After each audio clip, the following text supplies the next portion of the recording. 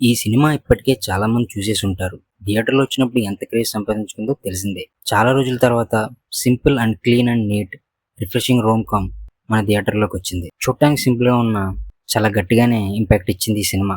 నాకు థియేటర్‌లో చూడడం కుదరలేదు. కానీ ఓటీటీకి వచ్చాక చూశాను. ఈ సినిమా చూశాక నాకేమనిపించింది, నేనెలా ఎంటర్‌టైన్ అయ్యా అనేది నా ఒపీనియన్ ఈ వీడియోలో షేర్ చేసుకుంటా. ఇంక వీడియోలోకి దూకేద్దాం. ఆల్రెడీ వీడియో స్టార్ట్ అయిన దగ్గర నుంచే వీడియోలో దూకేస్తున్నాం అనుకోండి.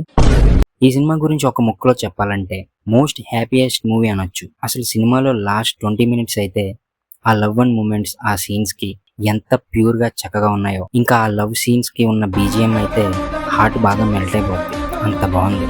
హీరో హీరోయిన్ స్టేషనరీ షాప్ దగ్గర కలుసుకునే సీన్ అండ్ ఆ బీజిఎం ఆహా.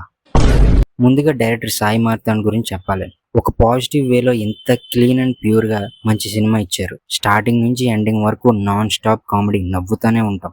అలానే లవ్ సీన్స్ తో మంచి ఫన్ ఫిల్డ్ రోమ్ కామ్ ఇచ్చారు. అసలు ఆ రైటింగ్ ఏదైతే ఉందో, బాహుబలి రిఫరెన్స్ తో స్టోరీ టెల్లింగ్ ఎక్సలెంట్ అంతే. ఓవరాల్ గా మంచి హాయినిచ్చి ఆనందాన్ని ఇచ్చే సినిమా ఇచ్చారు. ఫస్ట్ హాఫ్ లో ఉన్న కామెడీ ఒక లెవెల్లో వెళ్తే సెకండ్ హాఫ్ లో కామెడీ మాత్రం పీక్స్, మామూలుగా లేదు. ఇంకా మ్యూజిక్ డైరెక్టర్ గురించి చెప్పాలి. కామెడీగా నవ్వుకునేలా చేసే సాంగ్స్ ని కంపోజ్ చేసి నవ్వించి, ఇంకా ఎండ్ లో వచ్చే లవ్ సాంగ్ హై ఉంటుంది, మరి అద్భుతం అంతే.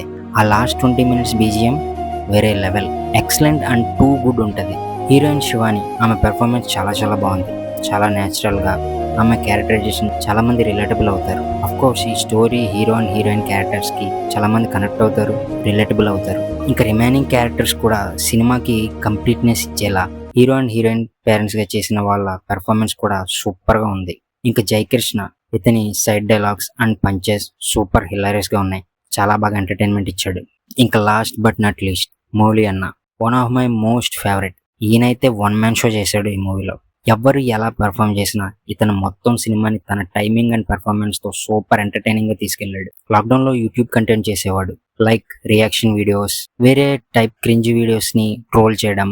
అతని మాట్లాడే తీరు, ఆ మాట తీరు ఒక ఫన్ జనరేట్ అయిపోయేది. ఆ టైప్ లో అతని మాట తీరు ఉండేది. అప్పటి నుంచి ఫాలో అవుతూ వస్తున్న ఇతను ఈ సినిమాతో ఒక మంచి సక్సెస్ కొట్టాడు.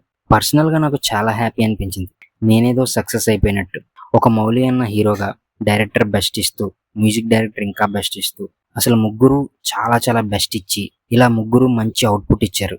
ఇది నా ఒపీనియన్ అండ్ ఇది నా ఫీలింగ్ ఈ సినిమా మీద.